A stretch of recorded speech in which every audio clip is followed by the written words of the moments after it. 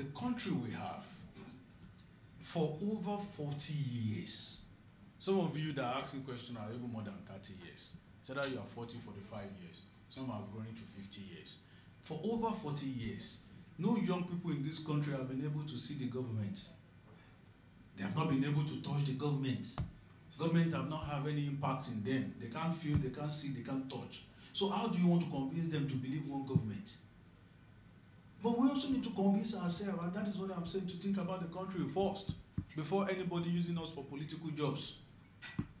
Because what I've spoiled for 40 years, a grown-up man, even me, it was not the day I grew up, that was not the day I started talking. If that one happens to anybody, all of us will run away.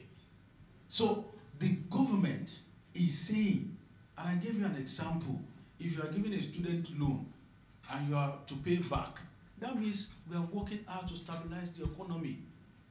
The focus is on different things before, but now the focus is different from what it is before. Things are getting better. But it may not be a cosmetic, let me put it like that. It may not be a cosmetic agenda.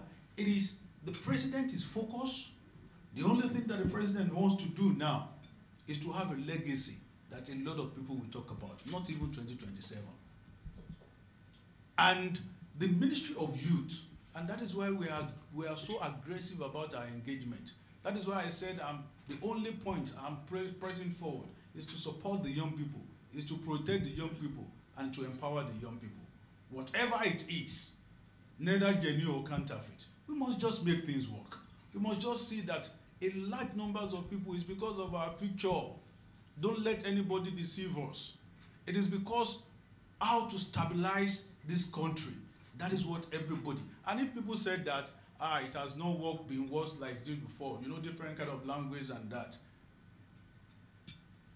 We are pushing forward a lot of politicians. They will come back and tell us that they want to do road. This is what we have been listening to for the past 40 years. Have anybody talk about how potential this country is? Have anybody tell us to bring a blueprint, a vision that they have for the country? And this is what we are doing. This is what the president is all about. This is what the government is all about. And our mantra, renew hope. We must just do everything to renew the hope of the country.